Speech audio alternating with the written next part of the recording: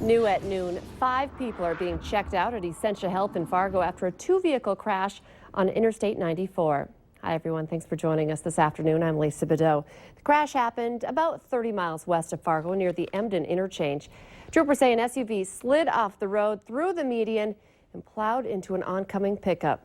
Injuries did not appear serious, according to troopers. Yeah, there's freezing rain this morning, which made the patches of the interstate very icy.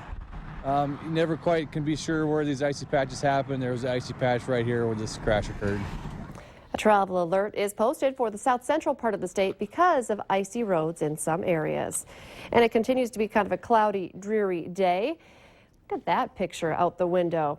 However, it's also mild temperature-wise. Let's check in with meteorologist Robert Hahn to see what exactly is going on in the weather. Yeah, temperatures are on the mild side, but in most locations, temperatures are still below the freezing point. So any precipitation that is falling is certainly sticking to the area roadways. Have only seen a little bit of mist here in the Fargo-Moorhead area over the past hour, along with just a very few light flurries. Here is a look at the radar where you see the darker blues just north of Jamestown and down across our southern tier of counties, Ellendale over towards the Sisseton area. Where you see those darker blues, you could have bursts of moderate, maybe even brief heavy snow. Where you see the lightest blue just to the west of Fargo and south of Fargo, some very light snow and possibly still some freezing drizzle and mist mixed in with that as well. So you could still see some icy conditions as that continues to make its way on through the area. I mentioned the temperatures still at or below freezing across the area, so anything that does fall in the form of some drizzle or mist will be freezing on contact with the surface. 31 here in Fargo, 27 over in Jamestown. Also dealing with some lower visibilities. Gwinner reporting a quarter-mile visibility in fog and snow at this hour. Same story over for Oaks. 1.25 miles, 9-mile visibility, the best we've seen all morning here in Fargo. 3 in Valley City. We've got a little bit more snow moving in as this moves on out. We'll see a little bit more tonight and more over the weekend. All your forecast details coming up in just a few minutes. Thank you, Robert. There's some road trouble again this afternoon, as Robert's been talking about. The weather not really happening or helping. Let's take a live look at that North Dakota road map to see the very latest conditions in case you're heading out this afternoon. You can see on the map, purple means snow covered. There's a few areas with purple, a whole lot of yellow though, and of course, yellow means ice covered. The Valley City, Jamestown area, Devil's Lake. Be very careful if you're driving in that area, and of course, blue means slush on the roads. If we take a look at the Minnesota map, blue means partially covered, so there are some areas. Pink means completely covered. If you want to take another look at these maps, before you jump in the car, just head to valleynewslive.com, click the weather tab, then road conditions. 3 families are homeless after an overnight apartment fire. The fire in the 2500 block of 15th Street South, just behind the Fargo Kmart, caused $150,000 in damage. When firefighters arrived around 4:30 a.m., all 4 floors of the building were filled with smoke. The tenants were evacuated. Luckily, no one was hurt, but firefighters had to rescue the woman's cat. Fargo police are still looking for the owner of a bumper left behind in a rollover crash. It sent 2 people to the hospital yesterday afternoon. It happened on 4th and Main Avenue. The driver and passenger of one of the vehicles actually had to be cut out of it after it rolled. The driver of the other vehicle took off but left behind his bumper, and that bumper had a license plate on it. Police say they have not yet made an arrest. The crash victims have only minor injuries.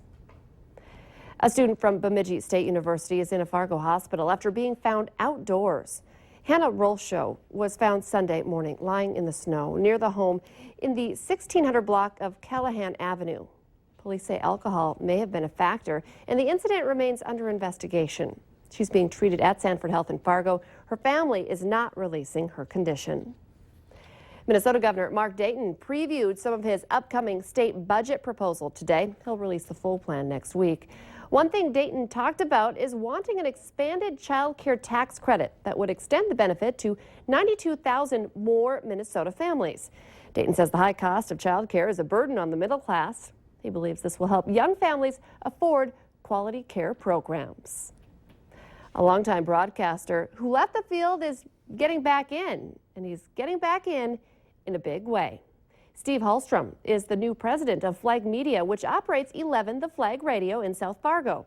Hallstrom is a former TV sportscaster who left after 12 years to work for Discovery Benefits. But he tells Valley News Live he's excited to have the opportunity to move into management. Hallstrom has been doing a Saturday sports show on the Flag for about 2 years. He expects to continue that along with some other on-air work as he assumes his new duties. A Minnesota mom is going public with how her son was bullied in school in hopes of putting an end to the bad behavior. She posted a picture on Facebook of the 15-year-old boy tied up and his hoodie pulled tight over his face. Police are investigating the event that happened Friday at Osakis High School just east of Alexandria.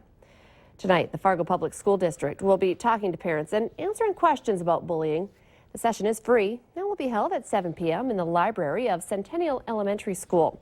Now, investigators believe the teen was a willing participant in the incident. However, the mother disputes that claim. It's a great day to eat out without any of the guilt. Several restaurants are helping give back to the community. Participating restaurants are donating a portion of the proceeds today for Cares for Kids Dine to Donate. Last year, nearly $7,000 were raised for the Children's Miracle Network at Sanford Children's Hospital. This year, the goal is $10,000. You know, it's kind of a win-win for everybody. You can come out and fill your bellies and help the kids at the same time. It also drives some extra business to our participating restaurants. So it's just really been a great event that we've been doing now for 4 years. For a list of the restaurants participating, just head to our website, valleynewslive.com, and click on this story.